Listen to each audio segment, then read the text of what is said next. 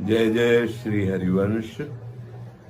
आप सबको सावधानी के लिए निवेदन करते हैं कि जब जब कहीं भी भक्ति का रंग छाता है तो माया उस रंग में विक्षेप करने की चेष्टा करती। विक्षेप तो नहीं कर सकती, व्यवधान तो नहीं कर सकती, इतनी सामर्थ्य नहीं, पर भावुक जनों के मार्ग में विक्षेप डालने का प्रयास करती है। जब भक्तों का भक्ति वैभव प्रकाशित होता है, नाम कीर्तन गुण लीला गायन, और बहुत से पिपासु जन वहां शरणागत होकर भक्ति रस का आनंद लेते हैं, तो ये बलवती माया उनकी श्रद्धा पर विघ्न डालने के लिए नाना रूप धारण करती है। जो व्यक्तियों के हृदय में ईर्ष्या रूप बन करके कि कैसे इन भक्तों को परास्त किया जाए, कैसे इन भक्तों का यश नष्ट किया जाए, कैसे इन भक्तों के पास लोगों का आना बंद हो, कैसे लोगों के हृदय में इनके प्रति अश्रद्धा हो, ऐसी चेष्टाएं माया लोगों के हृदय में बैठकर द्वेष भाव करके करवाने लगती है। चाहे आप कबीरदास जी का प्रसंग देखिए,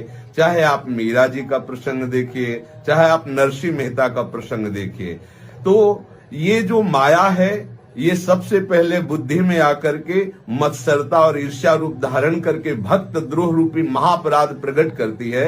उनका जो परिणाम होगा सो होगा। अपने लोगों को अपने श्रद्धा और विश्वास को दृढ़ रखना है।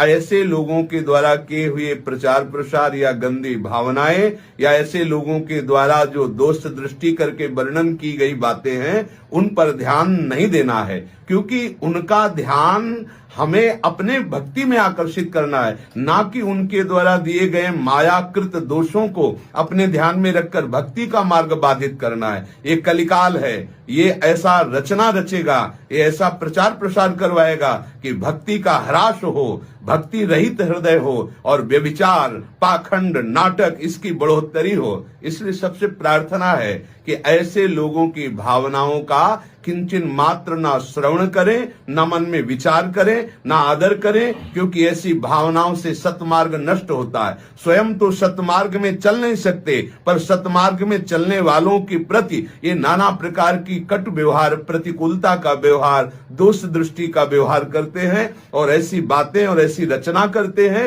जिससे लोगों के हृदय में संतों के प्रति अश्रद्धा हो। इसलिए आप सबको निवेदन करते हैं कि सावधान होकर आप प्रभु से प्रार्थना कीजिए कि वो आपको ऐसी दृष्टि प्रदान करें कि आपकी श्रद्धा और भक्ति को कदापि कोई भी माया के आचरण वाले छल न सके, आपकी भक्ति में विरोध न कर सके। आप सावधान रहिए। ये तो एक साधारण सी बात है, ऐसी सी न जाने कितनी बातें प्रकट होती है संतों के जीवन